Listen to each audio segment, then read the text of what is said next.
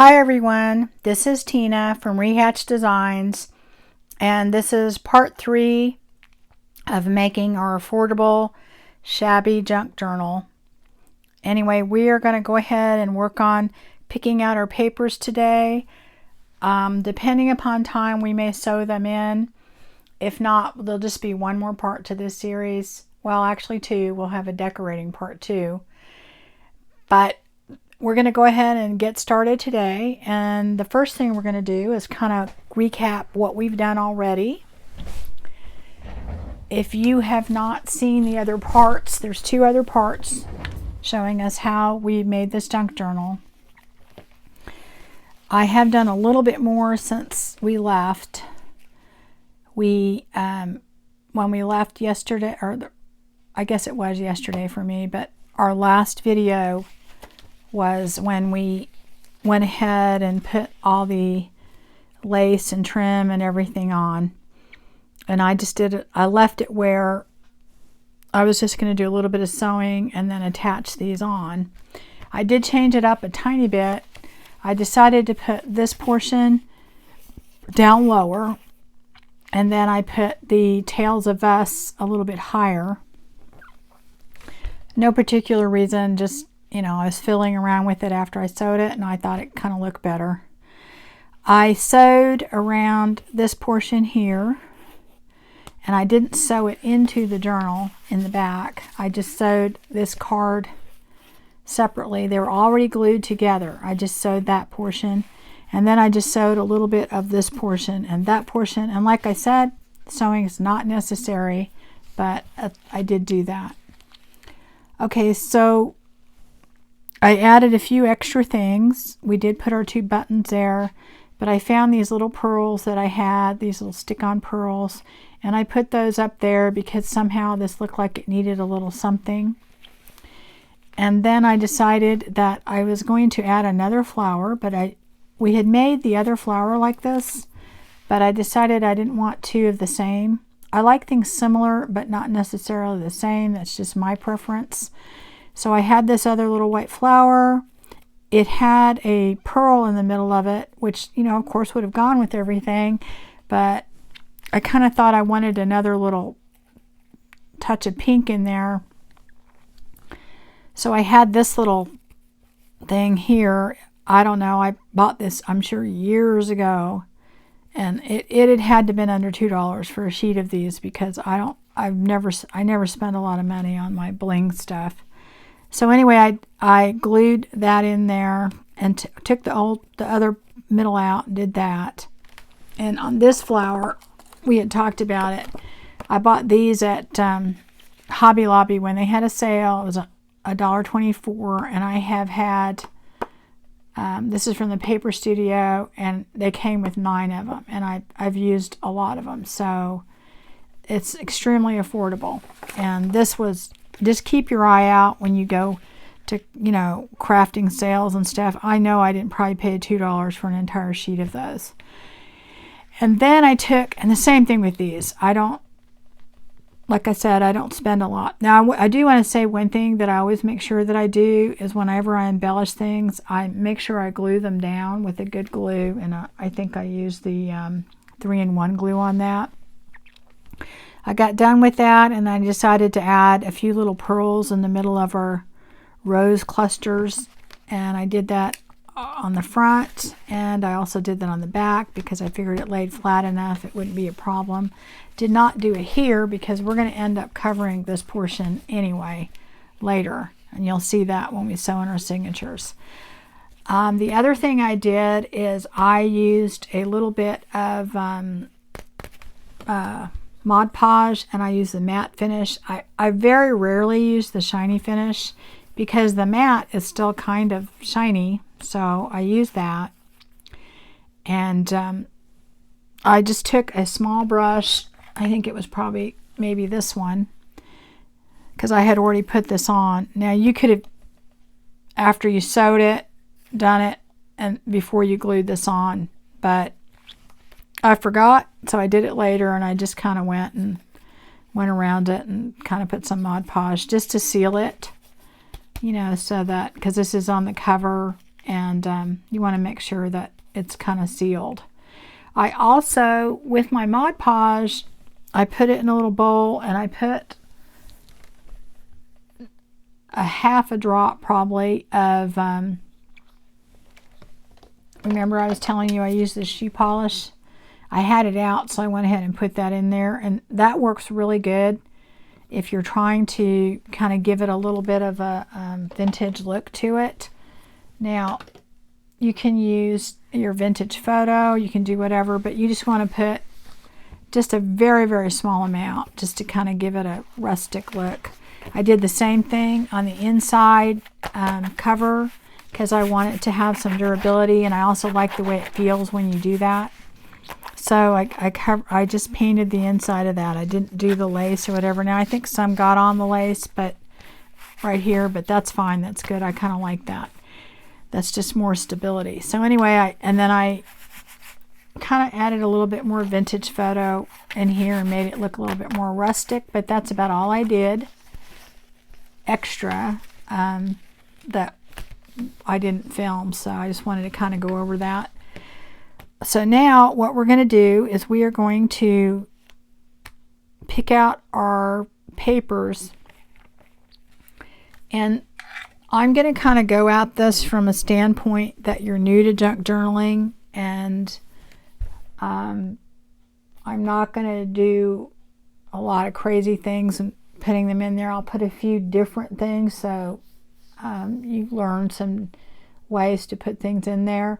And I'm also going to come from it from a standpoint that you're not going to be having access to things like avocado dye and things like that, or you don't want to do it yourself. Now you certainly can. There's a lot of videos out there that show you how to do that, but I'm going to try and keep it simple, and but still end up with a really nice looking journal for a very good price. Excuse me. Anyway, take a drink.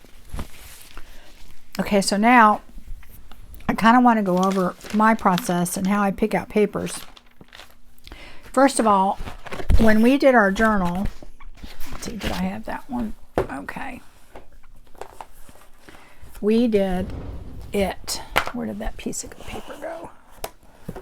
Oh, okay, I got it. All right. When we did our journal, we did it to where our pages, get our journal out of here. I have things strung all the way across my desk in piles so that I remember to say things about it. So let me get that real quick. We did our journal so that the book itself was 8 3/4 in our height. So we're going to make our pages 8 1/4. And we're going to make our signature cover about 8 1/2. And the reason I do that is that that gives you, and that's in the height. In the width, we're going to make it 6 inches wide. Remember, we originally did this 7 1/4 from the middle. That was our middle of our folder. But the 7 1/4 also included 3/4 on each side, which gave us a 1 1/2 width of our spine. But our pages are going to end up being 6 inches. So we're going to go ahead and the reason you want them 6 inches is because most of the time if you're using a 12 by 12 paper, you know, if you fold it in half, it's 6 inches. So we kind of made our book to accommodate that and a little room. I always make the width of mine a little bit longer because this is actually 6 1/2 inches. I'm sorry. Your pages are 6 inches, but we made this. We cut this out for 6 1/2. But our pages are going to be 6 inches. And that's because when you have your 12 by 12 paper and you fold it in half, it's 6 inches. This other 1/2 inch may seem like a lot, but I always put lace and things on the ends of my signatures.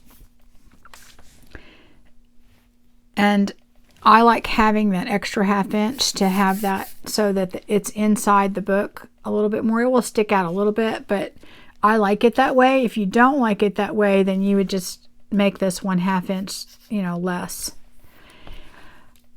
Anyway, the important thing is when you're cutting out your pages, you want to make sure that your pages are going to be 8 1/4 by 6 inches.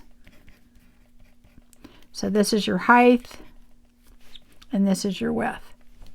So 8 1/4 by 6 inches. And then your signature cover is going to be 8 1/2. And your signature cover, I usually make it bigger just so that your pages fit inside it well. And I think I didn't really learn all this until later, but in doing it this way, making your book this way, it actually cuts down a lot of the cutting, but it also gives you some room to maneuver to where things don't have to be absolutely perfect. You can end up with a really good looking journal and it's not absolutely perfect, and you're going to be proud of it when you're done and not be worrying, because if you try and get everything exact to where all of your pages are exact and they fit exactly inside your signature, and then that signature fits exactly inside your book, that's a kind of hard thing to do right off the bat when you're sewing in your signatures. Eventually, I'm sure you'll be able to do that, but from the very beginning, I'm coming at this from a standpoint where I was at, and to make it just a little bit frustrating. If you do it this way, you're gonna end up with a product you're proud of. Now, none of these measurements are things you have to do to make a book. You can make one any size you want, but on average, what you want to do is you want to make your cover, spelling that wrong, your cover, your signature cover, and then your pages. You're going to make your cover, you're going to make your pages 1/2 inch less than your cover, and you're going to make your signature cover 1/4 inch less. Now you can go down 1/8 and make it 1/8 and then 1/4, and a lot of people do that. So you could make that 1/8 less, and then you could make this 1/4 less, but it just depends on how you want to do it. So, I mean, I don't know. It just really kind of depends on how you like it, and you're going to figure out how you want to do it. Some people want more room in the top of their cover because they do a lot of things that stick out the top, and they want to have a little bit of room. Some don't want to have more than 1/8 of an inch difference, but in all, you always want to make your cover a little bit bigger than your signature covers, and then you want to make your signature cover just a little bit bigger than your pages. Okay, I hope that wasn't too complicated and I made myself kind of clear, but anyway, then you're going to pick out your pages, and I normally try not to put more than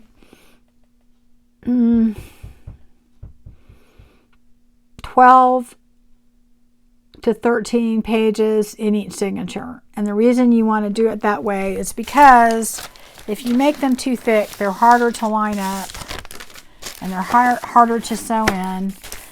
And if you want to make your journal bigger, then what you need to do is you just do more signatures.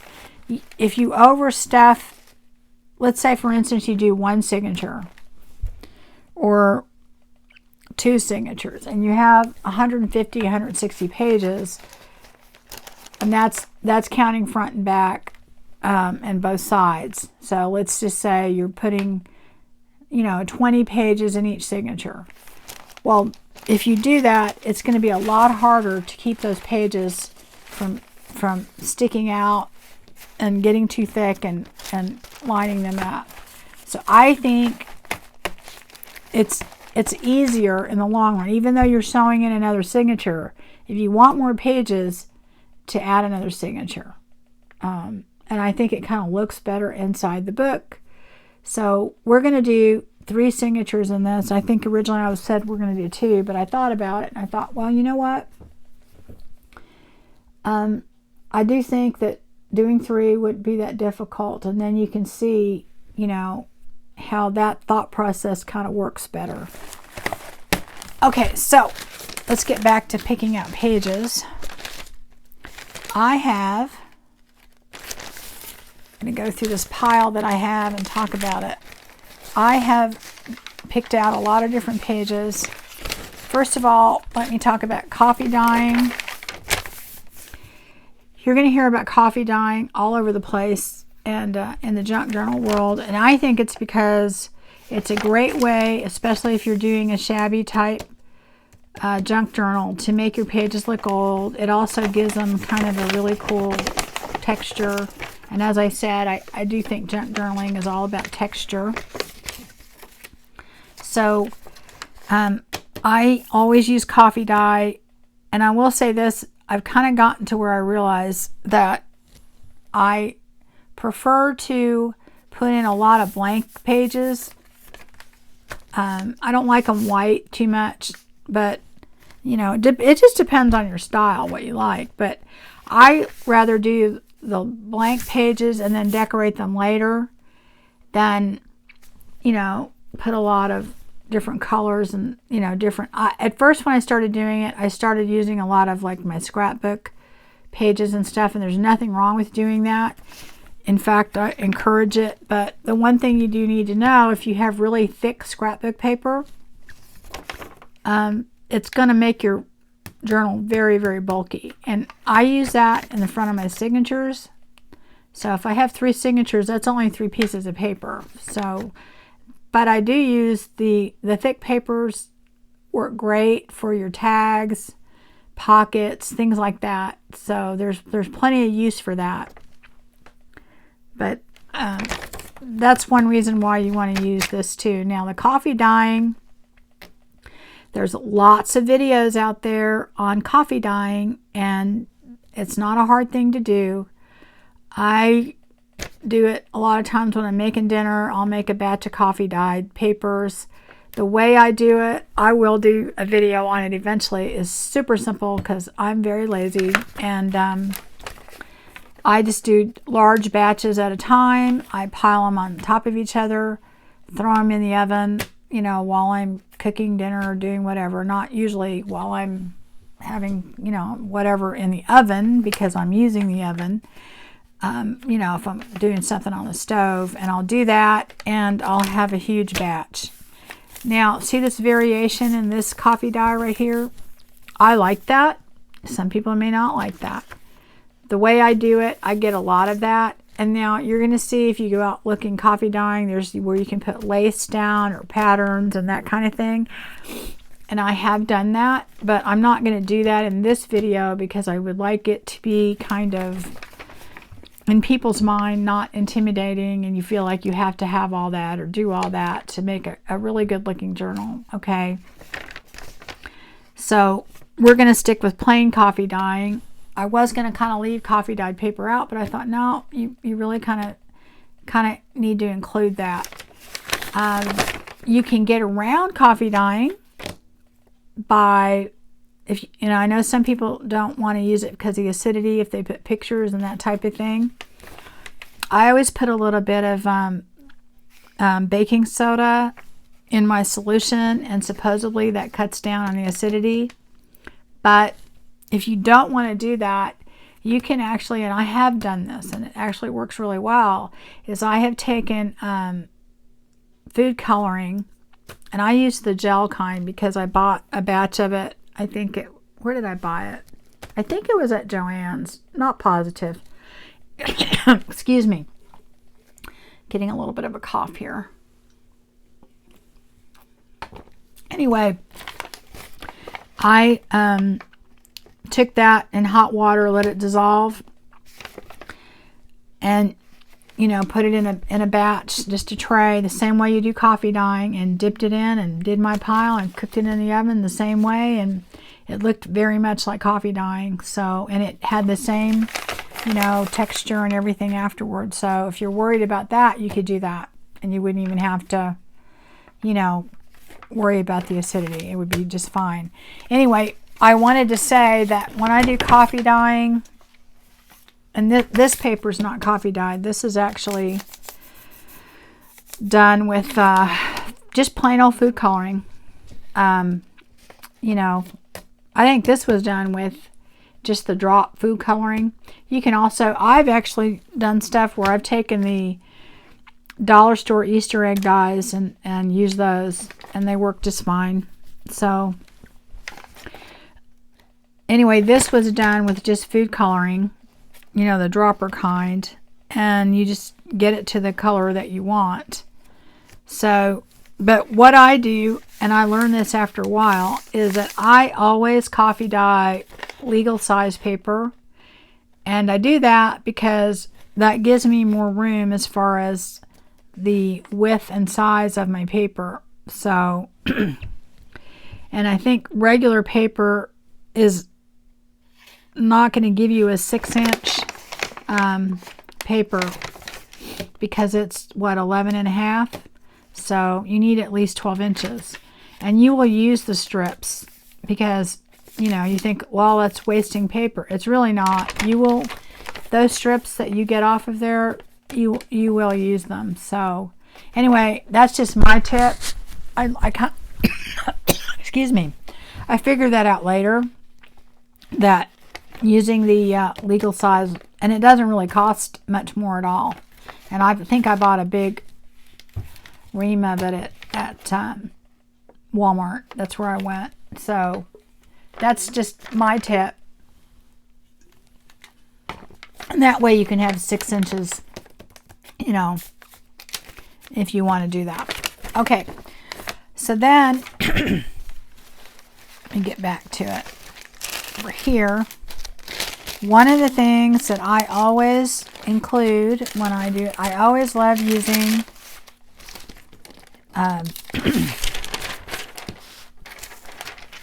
tracing paper or vellum. And I just buy tracing paper because it's cheaper and it has the same qualities, really. Now, this is what I started out with, and this is what I ended up with. And basically, I just took this, and you can coffee dye it, but I'll tell you what works out better is my super simple solution that I use, and you can make this up with the alcohol ink. I use just a few drops of alcohol ink, and sometimes I mix different kinds, and then just alcohol. I don't put water in it, and I spray it on here. It actually works out better because then alcohol ink sticks to this better. And so, and I just spray it on there, let it dry, and I'm done. I just think it works better for this stuff. You can coffee dye it, but to me, and I keep this on hand all the time, because if you would like to antique or age something, this works really well because it's done with alcohol and it dries really quick, not like water or whatever. So, I mean, I'll just spray some on there and then maybe blast it with the heat gun or blow dryer or something, and it'll be done in just a few seconds. So that's just my tip there. Okay, so you can buy a big, you know, pack of this at Walmart and you'll use it. I don't use that many pages in my journal, but I usually always put a few in there just because I just love the texture of it. And so that, and there's some really cool things you can do with this as far as printing on this and putting it in, but that's just a whole nother thing. We're not going to do that today. All right, so some of the other things. This is just cheap manila drawing paper that you can buy for kids, but it has like a really good vintage look. And if you take this, let me find my vintage photo here, and you ink it up a little, You know, it just has a really kind of cool look to it, I think. It's not white. It has a, you know, it just looks, to me, I like the look of it. And it has a different feel than, you know, the other papers do. It's lightweight, so it doesn't make your journal real bulky. So I usually use a little bit of that. Oh, and another thing I wanted to say too, part of the reason I do a lot of this is because the plain papers is because I don't know what I'm going to decorate or not going to decorate. As far as line papers, I usually use composition paper and then I cut it to fit. But I actually didn't put any in this one because I don't know, I just wasn't wanting to put any type of composition line paper, and I didn't want to put any. We're gonna put some lines on the paper later, and I kind of wanted a different kind of old feel to it, and I just didn't want to kind of do that. But you can take a composition book, take the staples out, and of course you would just cut down those pages to what you need, you know, because the composition book's going to be, you know, like this, and you're gonna cut it to fit. So anyway, that's one of the things I usually always use. I bought a pack of this paper. It's not old. It looks old. It has 3 or 4 different patterns. I usually put a few pieces of that in there. I just kind of like the way it looks because it looks different than the other papers, and I'll put that in there just for something different. I like things like parchment paper. Love the feel of it. Love the look. And I think I talked about this in my other videos. This is actually part of the Declaration of Independence that I bought for my kids. Gosh, I don't know. I think they were in middle school when we went to Washington, D.C. And I did that. I don't even know what I was going to do with it because, you know, Declaration of Independence, it was big pages, so I don't know.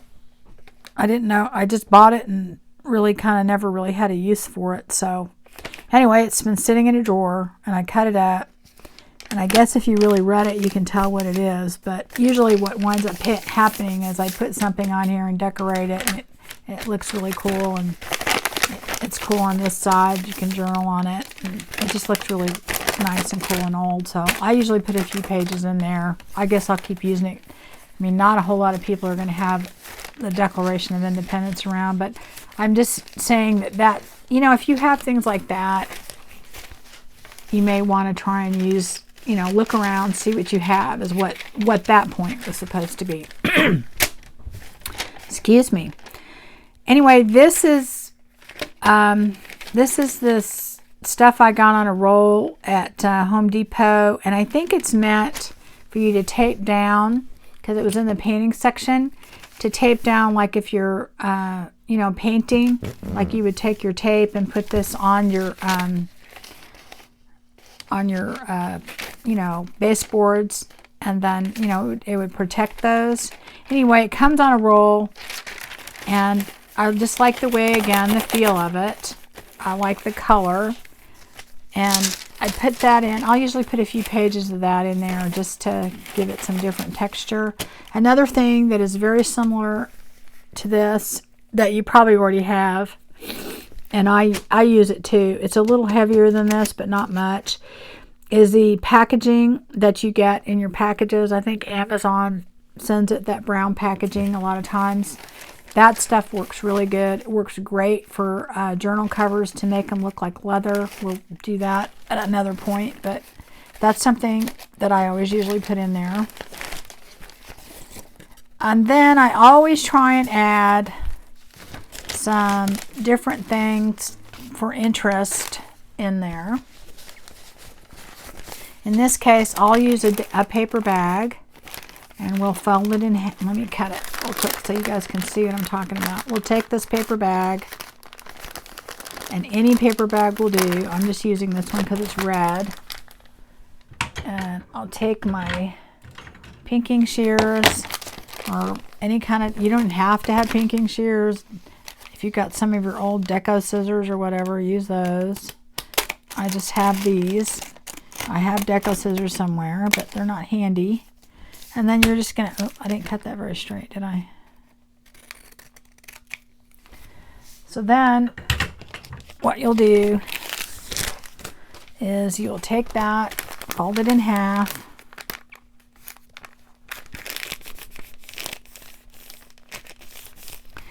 And then we will end up putting that in our signature. This will get sewn in the middle. And on each side, you'll have a little bag that you can put things in. So I usually always put at least one bag in a journal. And, you know, it's totally your preference. This is an envelope. If you have an envelope like this, I love these because you fold those in half. And mind you, the decorating part we haven't done yet, but now you may want to take this and kind of ink it up a little bit before you put it in there, which usually I do, but you can do it after. I don't always do things easier. Depends on, you know, I don't know. If you want to make it look a little bit older, this is one thing. I bought these on Amazon. It was a complete set, and I don't even know how many of these came in there. There were a lot for $6, but they sell these at the dollar store. I saw people using them, and I thought, well, why do I need that? Well, it's a really kind of cool thing because you can kind of ink it. It doesn't give you those round marks if you go like that. You can go like that on the edges. It's a really kind of to kind of make things look older. And go like that. Here we go. You know, if you don't want that harsh edge. Another thing that works really well, dollar store. You take this. This is just one of their makeup brushes. And that way you can kind of go just very lightly across there. And it doesn't give you as much, you know. The problem if you use this thing, it tends to make circles. So you just, you know, it's great for doing your edges. And like I said, this thing I think works just as well. This is from the dollar store.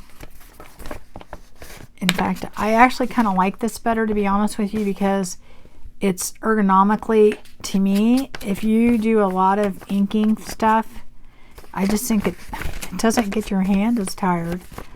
And it was $1. I'm not sure how much I paid for this. And on this, you have to put the new, you know, little things when they wear out. I use both. Sometimes it's actually, most of the time it's just like whatever's handy. So anyway, cheap tools. You don't have to have them, but if you want them inexpensively, it is very, very, very, I mean, I bought this and this stuff all at the same time, but like I said, you can use the shoe polish and you can use this. You don't have to, you know, invest a lot of money in that. Okay, so anyway, getting back to this, so I'd put that in there probably. The other thing is doilies, regular doilies. I got these again at the dollar store, huge pack. I'll put some doilies in there usually, just the round ones, but since this is about love and Valentine's, I'm going to use these. You're going to fold them in half, and you know, you'll sew your signature. These are doubled. I usually always double them. Usually they get stuck together anyway, and then all I do is well, maybe I already glued these down, I believe. But anyway, let me see if I can find an opening on here. I keep them together. I don't pull them apart. And then I just take my glue, whatever kind of glue you have. Just make sure you don't get it too wet. And I'll just put a little glue. You can use a glue stick, whatever you feel like you want to do, you know, and glue them together, because I just think when they're single, they're just kind of, they're a little flimsy. But I'll put a few of those in there. The other thing is, if you've got envelopes you like this, I'm going to put in there. And I'll show you how we do that in a minute. But and I put these in. You can do them different ways, but depending upon how you want to do it. Like this one, oops. You can open this up, carefully open it up. Let me do this. Get from the end. It usually works better when I do it that way. Depends on your envelope, how well they're put together too.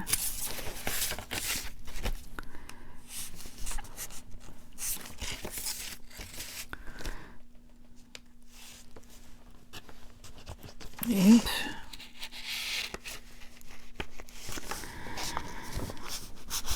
Now, if you have a letter opener or something like that, that'll work. But see, these are actually glued really well, so not as easy as some of the others. Now, the fact that this is torn right there, it's not a big deal because we're going to end up, this will get glued back together. So then what you would do is you will put this in your signature right there, but it would have to be on the same page. So this would end up having to be like in the middle of your signature if you do it that way. And we're not going to do it that way. We are going to actually do it to where we put this part in. That's what we're going to sew in. One side will be just this little flap thing, and the other side will be this, which is not ideal to put your stuff in. But the way that this envelope is we're going to actually cover this part, and then we're going to make an opening here. But I thought I would show you that. Let me glue this back together, because you can do that and have that in the middle of your signature. Because the reason it has to be in the middle is that if you had this in one part and then you had, let me show you some pages in between it, okay, you wouldn't be able to close it. So if it's in the very middle, this is one page and this is the page right next to it, you just basically do that and it becomes, and then you can get to it right here. But we will be doing some envelopes like that, but these I'm not going to do that way. We're going to do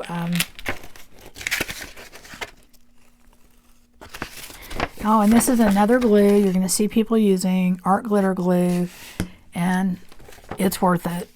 It is really worth it. But you do not have to use this glue. You can use your dollar store tacky glue, because when I first started, that's all I used, and a lot of people, that's still all they use.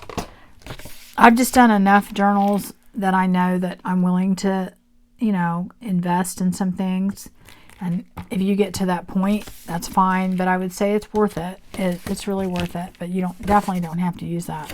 Anyway, we're going to end up putting a couple envelopes in there as far as giving us some variation. The other thing, we're getting back to envelopes, is I'm going to show you real quick a quick trick. You're going to see a lot of people using an envelope punch board, and I have several. But again, I went out and bought them, and you don't need them. Okay, what you can do very easily is take, let me get this paper. I don't know. Let's take this real quick. All right. Just take a piece of your paper. I like small patterns the best, so let's just say we use this. I think it works better. Oops, sorry. Did not mean to do that. Let me see if I got that in frame still now. I don't want to, there we go. We moved that a little bit. Okay. You could take this. Well, let me show you again, just like we did before. Where'd my little tool go? Here we go. Get that out of the way. Take this. Here's a little envelope. You want to make sure that other envelope we did wouldn't work because it'd be too big, because this has to fit on a 12 by 12 piece of paper when you open it up.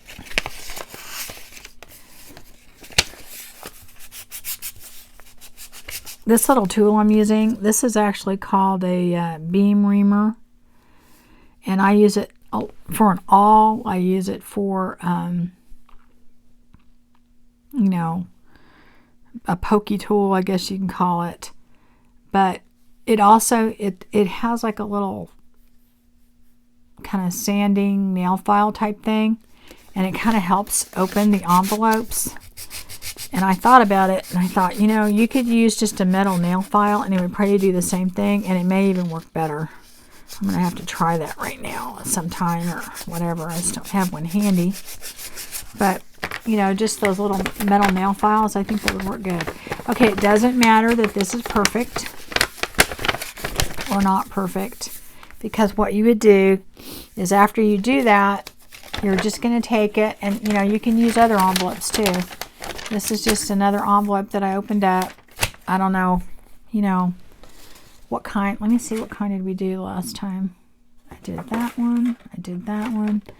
So, like this envelope, same thing. You're just going to take it. You know, like I said, doesn't matter if it's perfect.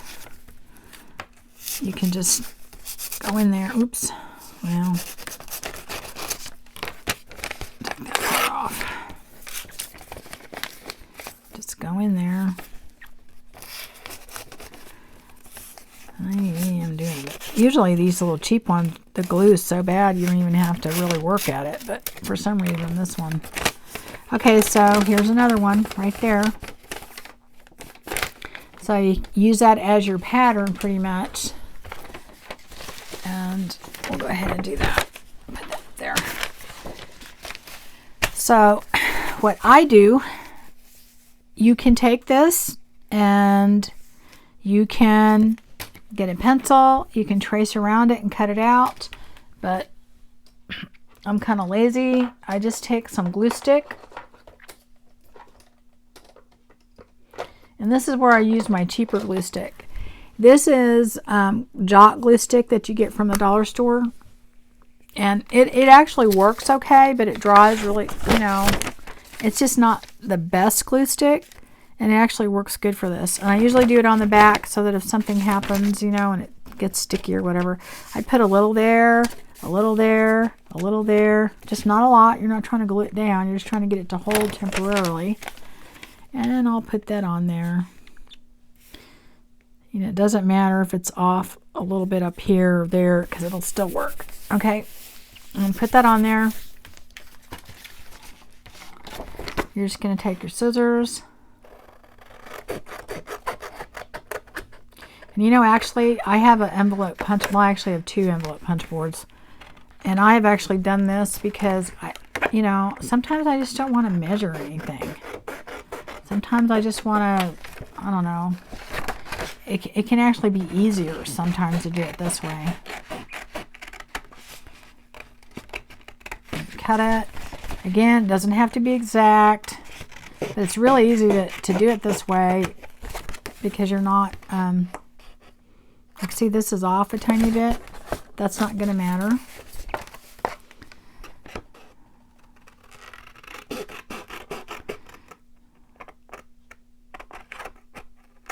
Anyway, I could cut faster than that, but I don't know what's going on here. I mean, this is one of my favorite things to do, is just to put envelopes in my signatures, you know, patterned ones. And honestly, I think I've done it this way more than I've used my punch board. So you don't have to have an envelope punch board to do this, is what I'm getting to. So then you're just going to pull that off. See, it hasn't dried. This, like I said, this glue, I use this glue stick to kind of tack things down. It's not the greatest glue stick, but I use it for kind of like that. If I'm going to sew something later and I want it tacked down. I do think there is a difference in glue sticks. You kind of just have to find your favorite kind, but that does serve a purpose. Anyway, so then you end up with something like this. Now, of course, it doesn't have the fold lines that you would get in your envelope punch board, but I bet you guys can figure it out. It's just going to be where, you know, where they intersect.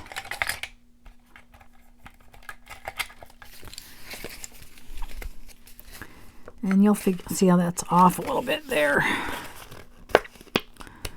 Just go like that. And you're going to go like that. Try and line them up as best you can. See, now remember where I told you that we didn't get that very tip? It'll still work. Let me get that off of there. And this way. No measuring. Now see, it covered up that part that I told you that wasn't going to matter. Get that kind of straight. Oh, I'm folding it up too much. Hold on. It needs to go down. This paper is very thick, which is a good thing, but it makes it a little harder to fold. So we're going to do that. Got a little edge right there. Not going to matter. I guess I do on both. I got to go up a little bit here. Here we go. It has to go that way. Here we go. All right. Okay. So there's your envelope. You're just going to take your glue here, glue there, fold up there. I'm not gluing it now because you're going to see why in a minute. Okay. So there's your envelope. And you know what? You can decorate it up, put it in there. You can put this on a page. But this is what we're going to do, is we're going to take our envelopes, and I did two others here. We did the square one and we did this one. And we're going to take our envelope and we are going to take the part that you fold down. See, like this part down here. We're going to put this part in our signature. And this will be in the middle of our signature.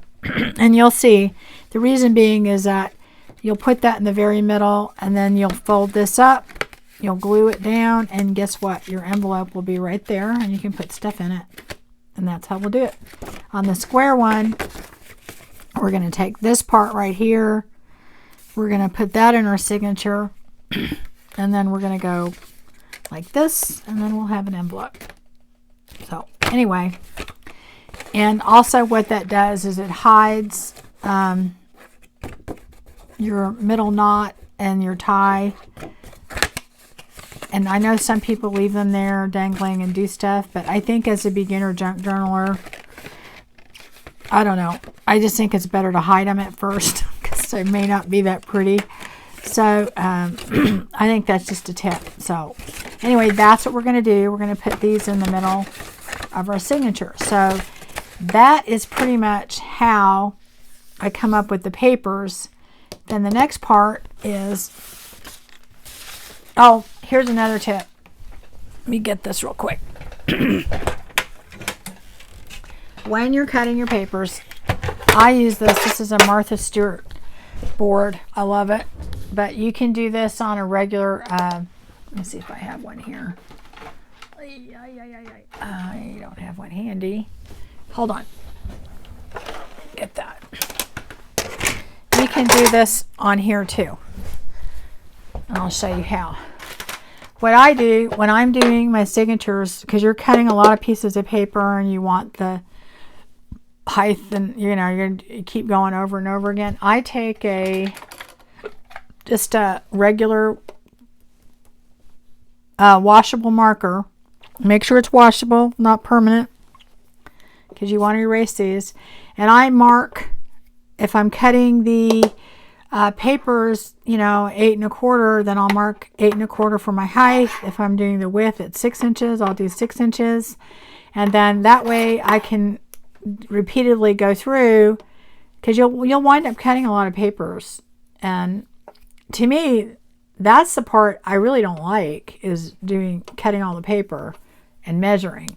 But this makes it a little bit easier. This particular board, I don't even know if they sell this anymore, is really cool because you can lock this in And then that way, you know, it gives you a mark right there to do your papers. So I love it for that reason.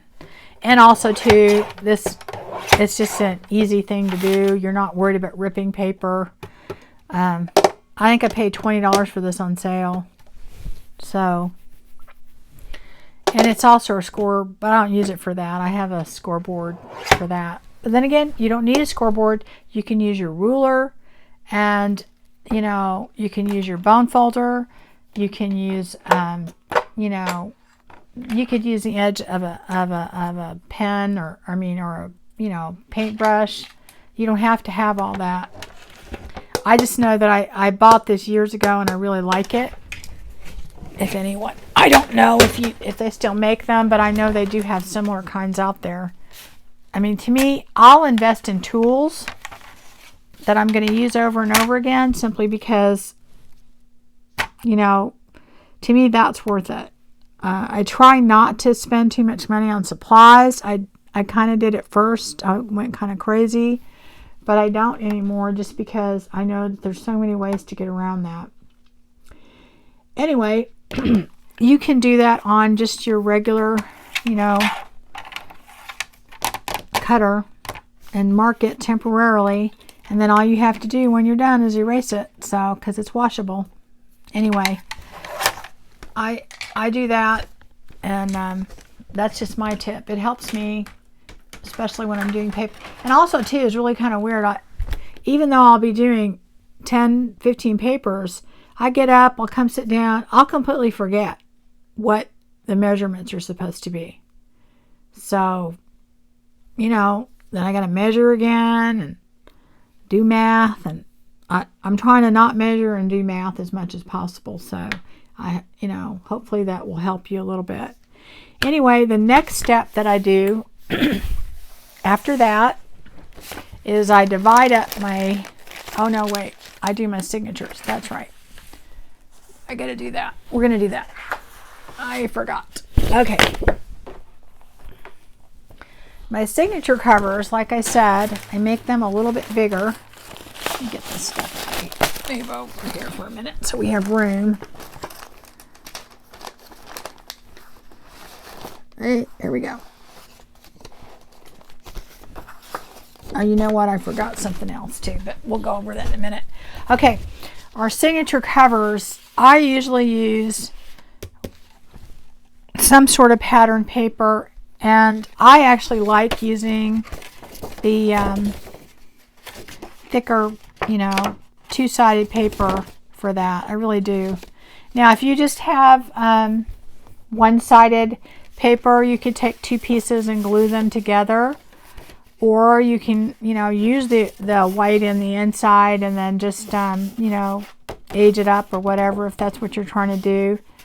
But that's the only time I really like to use the thicker papers, because I have used them more before and I realized it makes your journal very bulky, and it doesn't give you a lot of room to put embellishment and decorating in it. But I use these thicker ones for that. And the other reason too is I tend to sew on my signature covers, like sewing on a pocket, sewing on lace, you know, a belly band or whatever. And it's a lot thicker and it works a lot better than trying to do it like on coffee dyed paper or something like that.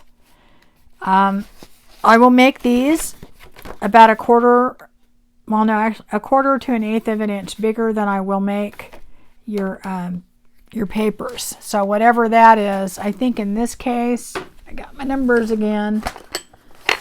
I think in this case, what did we decide? We did our signatures. Now I got a signature cover was 8.5. So I cut these 8.5 by 6.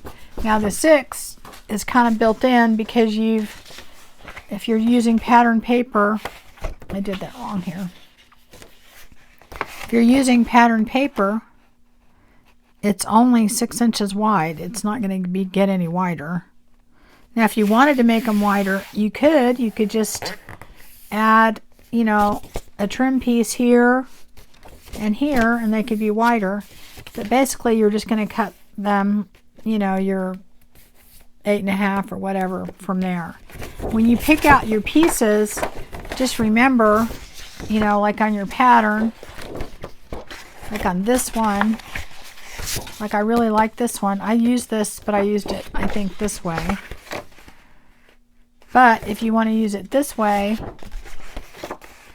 you know, there's going to be an one side up and one side down. So, you know, this is a fence or whatever.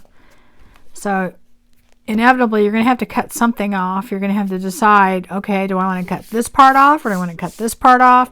So you kind of have to play with it and just look and see what you're going to cut off. Will it look good? Are you going to cut off in the middle of this? Or are you going to, you know, and that's kind of how you decide. Or you can just go with, you know, let me get one. Here, I got this out. You can just go with a pattern like this and make sure, you know, you figure out the orientation. Or you can go with something that's just plain, and that sometimes actually works out better because you can, you know, decorate it up or do whatever, put pockets on it, and, you know, that can work to your advantage also. So that's something to think about. So the way I did it is I just went through here. Remember, we're trying to just use this. So if this is our one investment, and you can see how long it's going to take to use up this paper. So, you know, just have to think about that when you purchase it. I mean, your cost is going to dwindle. This would actually make a beautiful cover, but I like to use these on tags. And I'll show you, we are going to do that in here. So I kind of, when I go through the process of figuring out what I want for my signature cover, I try not to use the same thing I'm going to use somewhere else. Like if I'm going to make tags out of this, I don't want to use this as a cover, because then I'm like, okay, well, you know, it's just, it's too redundant. I like it to kind of match. I want it to go together, but I don't like to repeat things too much, okay? But anyway, so I picked a few pages out of here and went ahead and cut them. And I decided, like, see, here's that fence. That's what we're going to see. This is going to be on the back of the cover.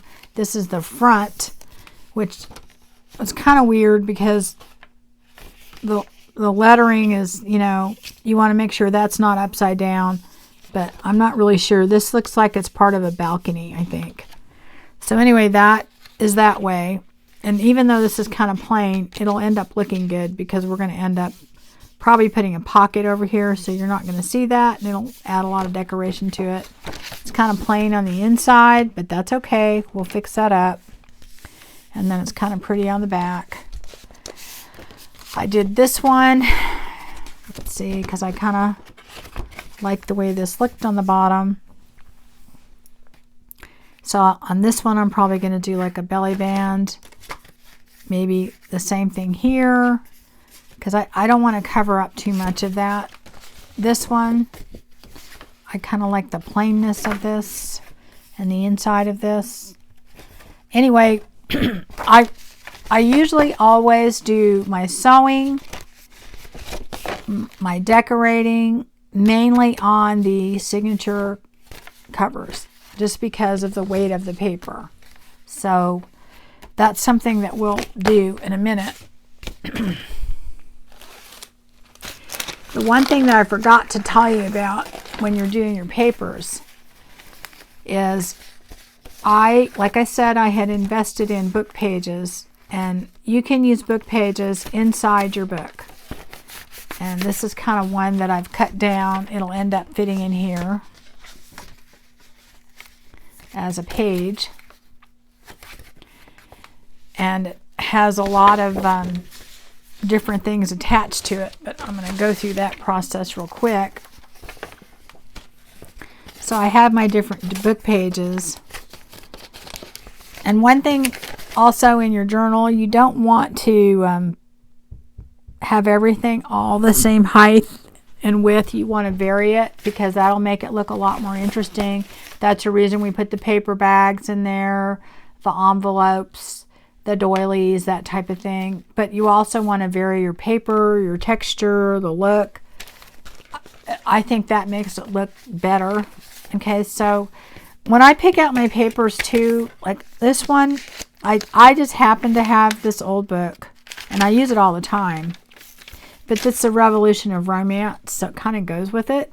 So I'm probably going to put this in there like this, but it's obviously, the height is too long. So when I cut it, I'm going to want to cut it on the bottom because I want that in there. Now this has writing on it because this was a textbook for an English major, The Garden of Love. See, you know, that's something too. We could just cut that out and put that somewhere. But it's part of it. So I'm going to want to probably cut the bottom part off so that the poem's in there. And, you know, the title's in there. And then cut from that end. So we have it, you know, it'll fit like that. Here's another one like that. This is something important though. If you want to put these in there, and I'm probably going to use these too. You have to really, I took this out of an old book. And, you know, the signature was in there, and I took it apart. You can rip the pages out individually, but if you do it this way, you kind of save yourself some trouble and don't have to completely put them back together. But if you do this and you put it in there like that, it's already kind of beat up and the holes are in there. When you do your book, if I can find a piece of paper that will work. Here we go. Okay, you're going to end up with extra pieces in there. And what I do with those, this is from my coffee dyed paper. So we know that we're not cut off the top. What I will do is I will take glue stick, and you can make this not as wide if you don't want to. Actually, I don't mind it being wider, but you know, it just depends. And then I will take that. I usually glue stick this. I need something to glue on. Okay. Put your glue on it. And this is where I usually use a better glue, but it's up to you what you want to do. The other kind will work. I have before. Used it lots of times before. Anyway, line that up so you have less cutting. Not the end of the world if it's not completely lined up. Put that in there, and I do both ends. I mean both sides, not ends. Both sides.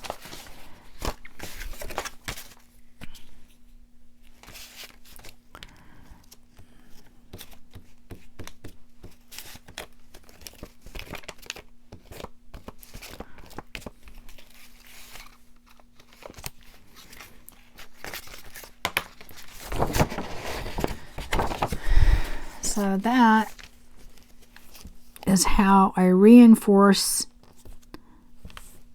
this page so that it is not going to rip out.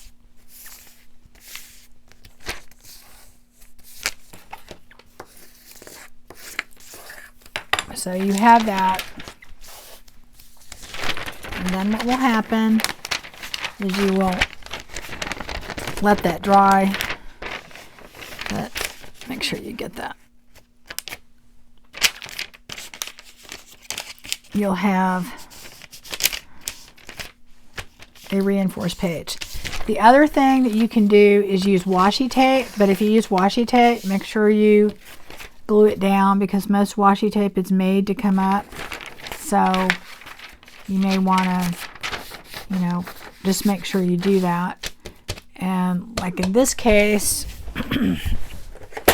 if we want to get this to our page, you can just take this and And we know our height. We want to make it, remember we had it marked. We want to keep the title in. So we're going to go ahead and do that. Oops. And then our width, we know we want it at 6 inches. We have that marked. That's why I mark it, because I'll end up adding pages later, and then I usually just do the pages. I don't do the signatures or anything. I just do that so I can do it over and over again. And then there, this will fit. It's going to fit in our... So the other thing, okay, let's get that out of the way here. Let me get another drink here. So we can just put that in there like that. But the other thing is, okay, let's say you have 2 pages. Now see, these obviously are a lot smaller, but that's a good thing because we want the variation. This came out of an old dictionary. And I'd like to use these 2 pages. But this is, you know, they're 2 separate pages. I mean, they came apart. I couldn't get them out of there to where they wouldn't, you know, rip in the middle. So what I will do on something like that is the same thing.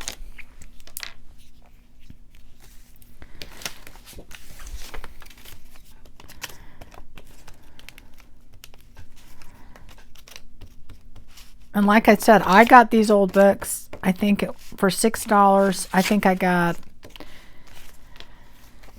this old dictionary. I got a hymnal, a really old hymnal from like 1920s. And then I got a French English dictionary. And gosh, I can't remember what else. It was another old book. And the pages on that, it's so old that they crumble. And I love using them, but you can't really use them in a book as a page because they wouldn't hold up. So anyway, you're going to get that as even as possible. I'll do that one side first. And one thing about using these strips too is that they're usually, if they're left over from you cutting, they're going to be close to the right height and everything. So it doesn't have to be, that's not on there straight, but I'm not even going to try. But you want to try and get these reasonably on there. You don't want to overlap them. And see, there's a gap there, but that's okay. So then I'm going to take another piece, and like I said, I usually always do both sides.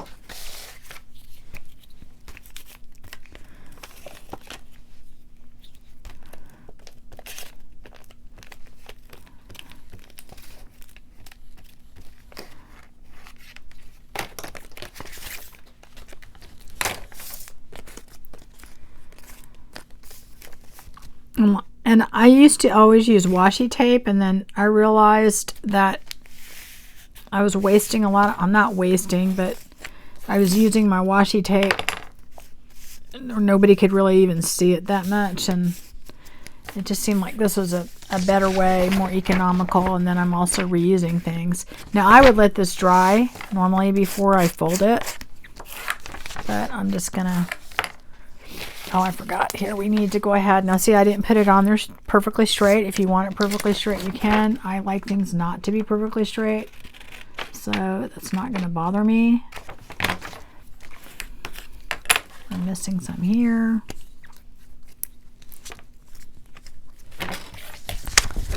And then normally you would let that dry, but you can fold that in half. Usually when I try and get a corner first, and then I go make sure the other corner matches, and then go like that. That's how I do it. So anyway, take a bone folder. So now you have another page, and this is, again, it's smaller than your other pages, but you kind of want that. You want the variation. So I don't know, I was going to do another one. Oh, here's something else. Okay, let me get those out of the way. let's say I've got this hymnal here, and this isn't anything against of God or, you know, anything like that. This is just saying if its subject matter is not pertinent or whatever, or something that, you know, is your theme, you can take, like, this is the French English dictionary. I have no idea what some of these things are. I guess I could look at them. But you could take that and put part of it in here. Now, I don't like to cover all of it, but you could take part of that. And this is my tear ruler again that I use all the time. And go, just take a part of that. Go like that. Oh, no, I ripped it. Get another one. And go like this.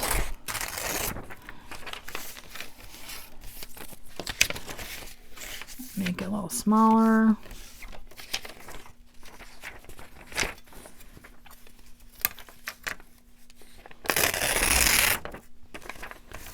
Right? And maybe put that here. So then you would take that. And now what you've done is you've put your French English dictionary in the middle of it, and you can still see your hymnal. You know, the music paper in there, and it gives the same effect. Let's see if you want to do that on the other side. That you could take, let's see what I have in here. Some of that. I like that torn edge, so I probably won't do that. See, I have a hard time doing. I love the edges on this thing. The paper is just, and actually the French English one's older than the other one, but it's just, I guess it depends on the paper that they used as to how, you know, messed up it is. So you could just put that in there.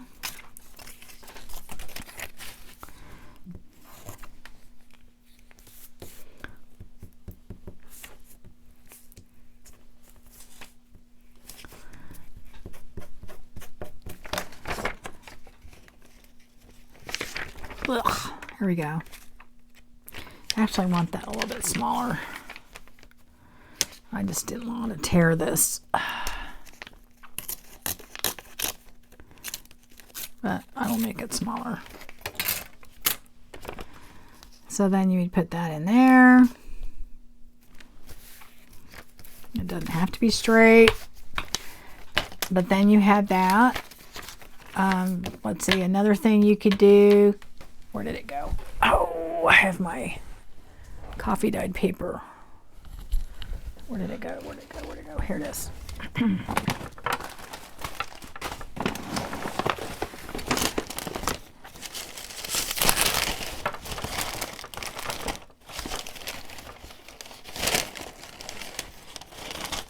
I thought I had a piece that I was going to use. Ugh. Yeah, there we go. You can take some of your coffee dyed paper. I'll take that and do hurting it too much.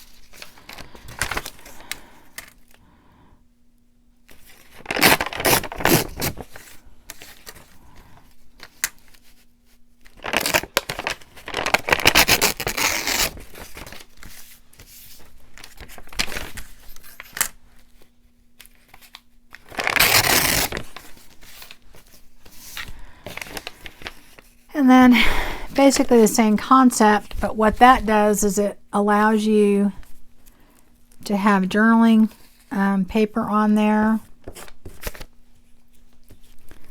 a journaling space basically. So, but you can see your you can see your music notes in there. So do that on the, I don't want that to stick together yet. You can take some of this paper,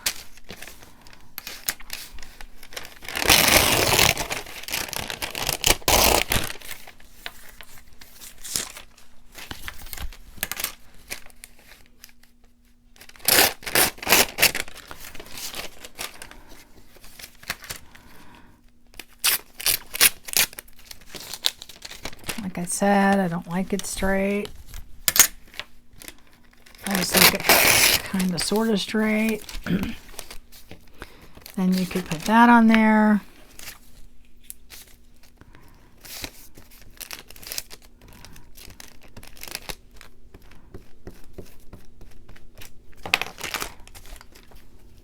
So you could put that, you know, actually I want that just a tiny bit smaller, so.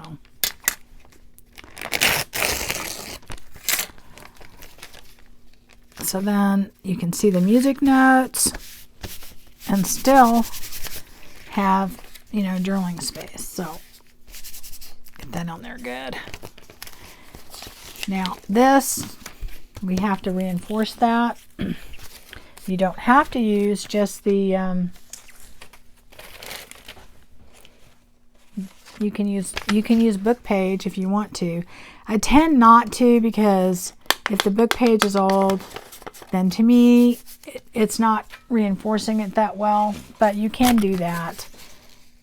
I like to use the coffee dyed paper. I just think it, I don't know, I think it just reinforces it better. I should have let that side, see that side, because it's actually better. Anyway, you're going to put that in there. Like I said, line it up as best you can. But you can always cut it later.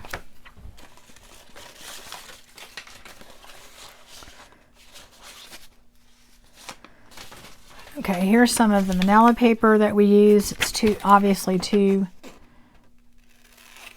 wide. Just cut it in half. And this manila paper, I got that at a thrift store, but you can buy this. It's just children's drawing paper. I think I paid 50 cents for a big old bundle of it. So it's just kids' drawing paper. Okay, so then get that on here.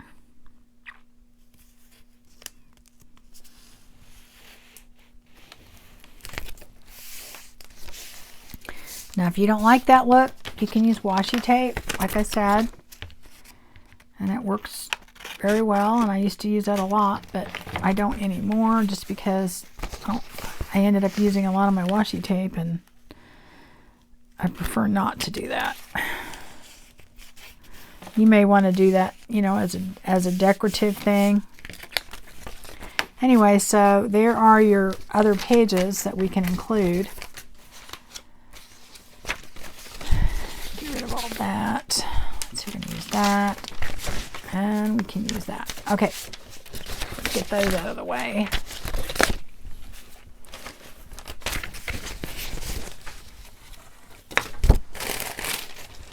Okay, so then, let's see, we got all that. We don't need these.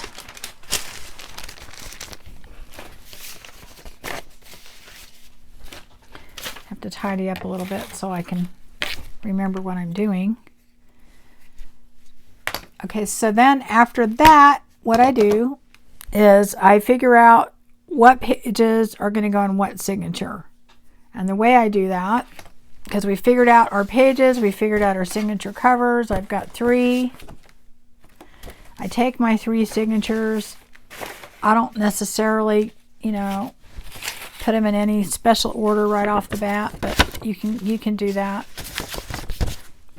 There. I'm going to go back to my stack. And that's going to go over here.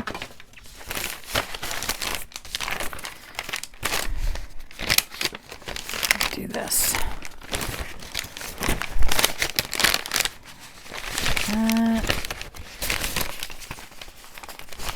together. What I do is I divide up all my papers in light kinds, like I have all my coffee paper all in one stack. I may have my tracing paper all in one stack. My pink paper all in one stack.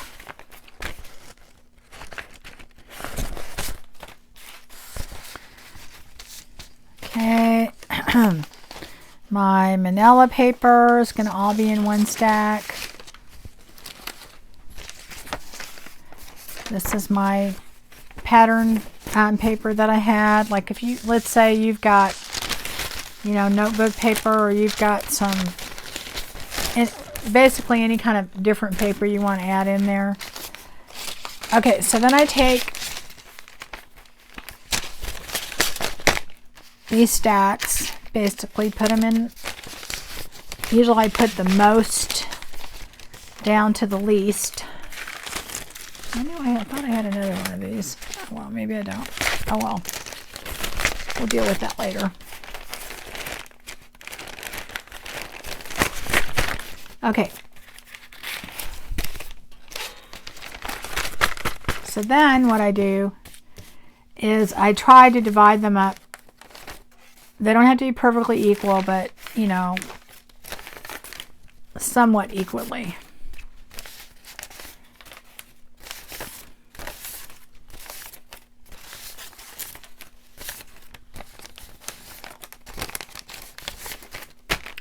Alright, so we've got our pink paper.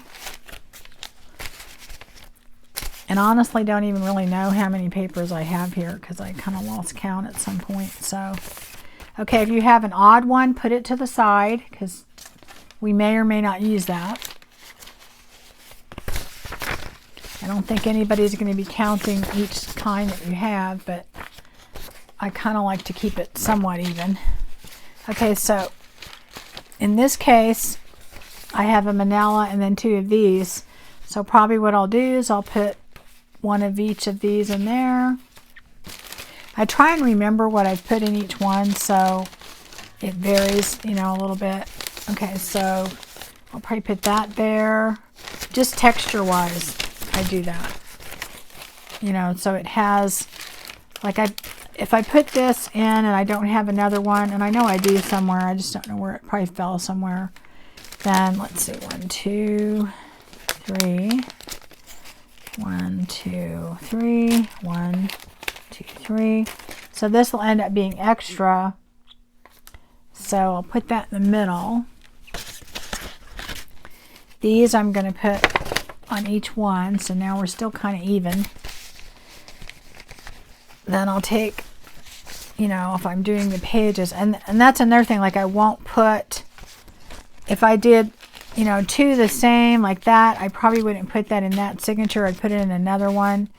So now that I have an extra book page here, I may just say, okay, well, I don't know. I may not want all of these, but I think I'm going to go ahead and put that over there. Okay. Then my kind of odd things, like, you know, my paper bag, I'm only going to put 1 in, so I'm going to put in the middle. You could put 1 in each signature if you want, but that I have a heart there, a heart there. And I only have 1 of these envelopes, so I'm going to put that. I probably wouldn't want to put that there because you're going to put things in it. So in my mind, I would put that there. And then on this one, I might put that there, okay? Because it's an extra pink one. Okay, so now what I'm probably going to do is take my 3 envelopes that I made, and I know that these are going to be in the middle of my signature. Okay, so I'm going to pick 1 for the middle, 1 there, and 1 on the end, because that's going to be the middle of my signature. So these are my papers that I'm going to use in each signature. So, and you know, that can change. All right, so if I take these, then what I do is, let me move this to the side for a second. I count. I go and I count, because even though I tried to make them kind of sort of equal, they may not be, and I may move things around.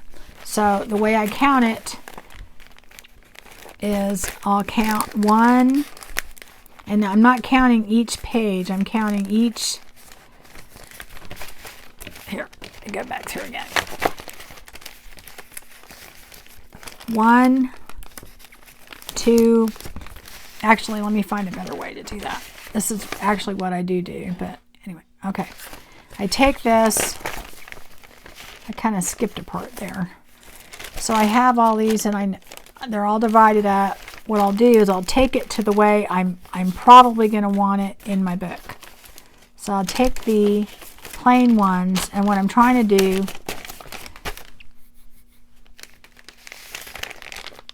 1, 2, 3, 4. So I have 4 of those. 5, 6, 7, 8, 9, 10, 11, 12. Okay, and if you count this, 13, 14. I don't normally ever count the bag or the envelope, so that is going to give me 12. I don't count these two. I mean, you can, but I usually don't. So that gives me about 12, and that's kind of that's probably the most that I want. So then what I'm going to do is I'm going to take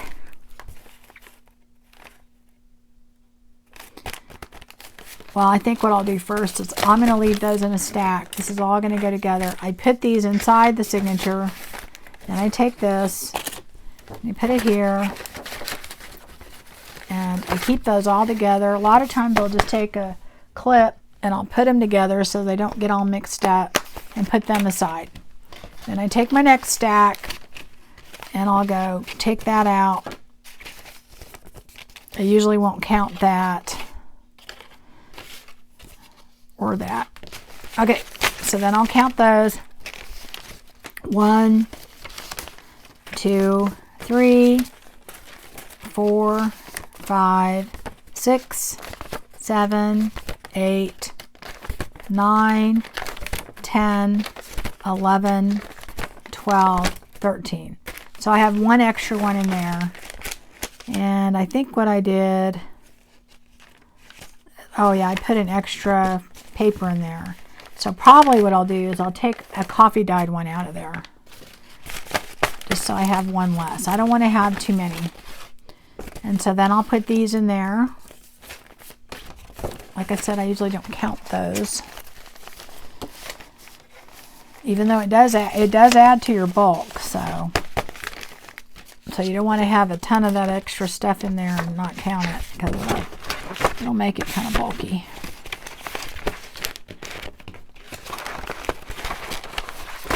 And another thing that I've kind of learned is a lot of the embellishments that I make and I put in my journals now are removable, so that a person can, take the bulk out. But also too, if they decide they just want to do journaling in it and they don't want a bunch of decorations stuck to a page, they have that option. So anyway, so that one has similar pages in it.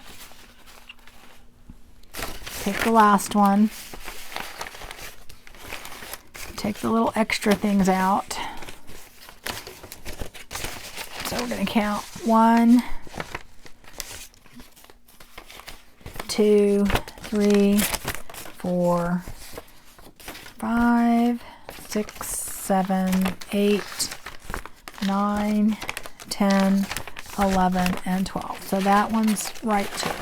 So we're about 12 pages plus a couple extra things in each one.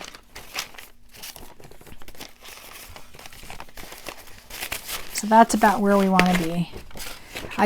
You don't ever want to have more than 15, I think, in a signature, and including these extra things, because then it makes it really hard to sew them in and get them all where you want to go. Okay, so we have all 3 picked out, ready to go, and that is how I pick out my papers. My next step for me is, what I would do is I would decorate the covers the way that I want them and then sew them. Put the sewing around them or whatever. I don't do a lot of sewing in my pages anymore. I'll actually sew the embellishments and then put them in later. But I think what we're going to do is we're going to leave it here as to what we've done. We've got our 3 signatures ready to go. And those are some ideas on, you know, getting your pages together and trying to figure out what you want to use in your journal. And that is a personal preference as to what type of pages that you want. But this is how I do it. And this is how I come to that thought process.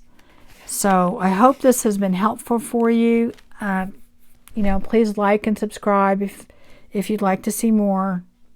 And I hope everybody is having a great day. It's evening now. I've decided it's a lot more quiet for me to do videos then. I don't get interrupted. There's not dog barking. I don't have to worry about, you know, having the time because I have something that I have to do in an hour or something, because the only thing for me to do now is sleep, and I probably will be doing that right after this. So anyway, I hope this was helpful, and I guess I'll see you next time. We'll have the next part where we're going to actually sew in our signatures. So we'll go ahead and do the covers and then sew in our signatures. Okay, thank you very much.